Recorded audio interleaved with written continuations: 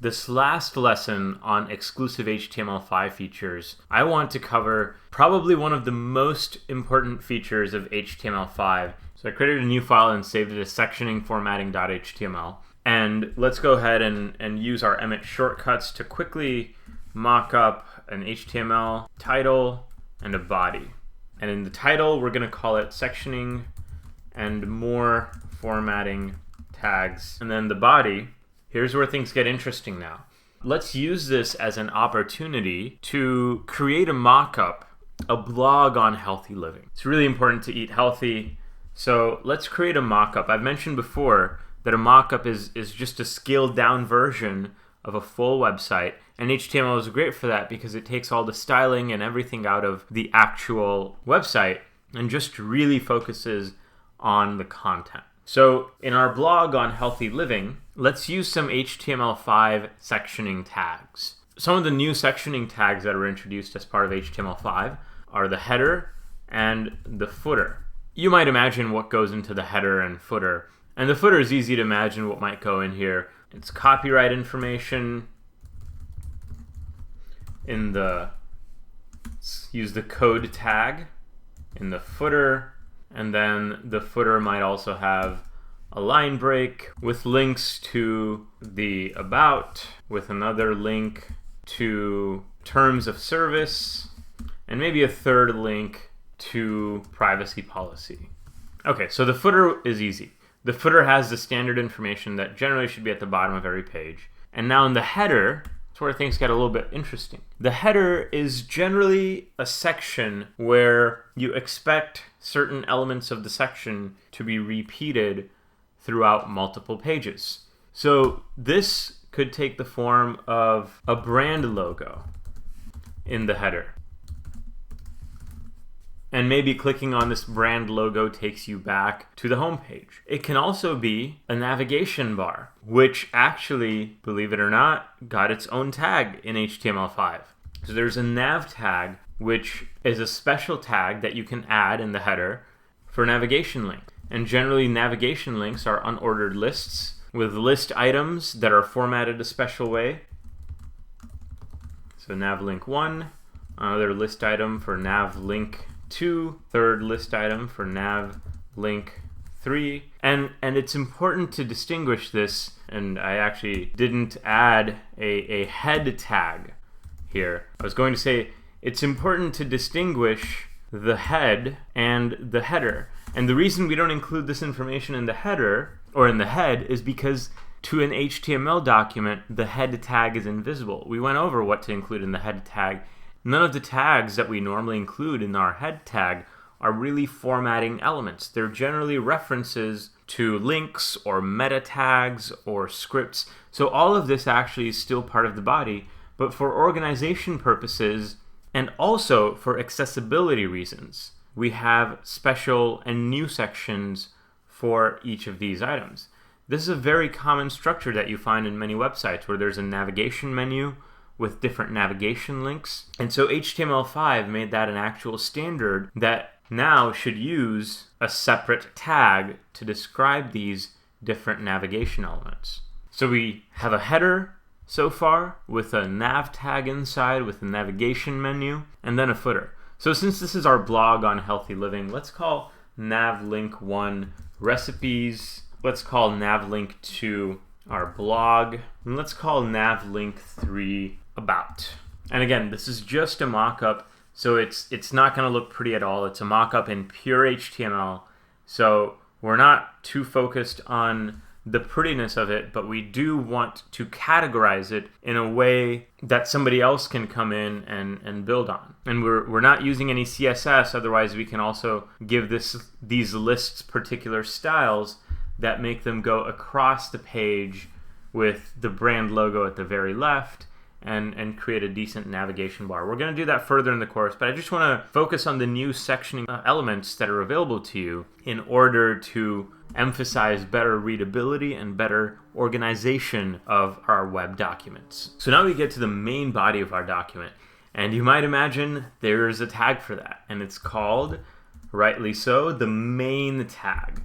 And inside the main tag is where the main content of your web page goes. So far we have a header and a footer. The header has some navigation. It might even have a limited time sale that's going on. So let's say there's a limited time sale for 24 hours on vegetables.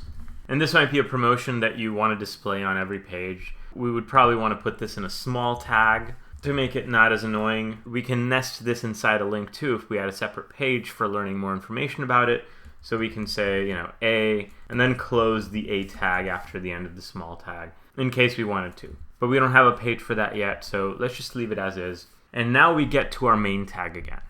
And inside the main tag, things get a little bit more interesting, because here's where we would normally define the header and say, let's say this is the home page and welcome to healthy living. And then inside our main tag and on our home page, maybe we want to display certain articles from our blog. So here I want to talk a little bit about how web designers and web developers used to implement this and how it should be implemented with HTML5. It used to be that we would just create a div for everything. And we would say div ID equals featured posts, another div with an ID of header image, and this would probably go above the featured post because the header image or the hero image is generally the first thing that visitors see, and then maybe another div with an ID of more information.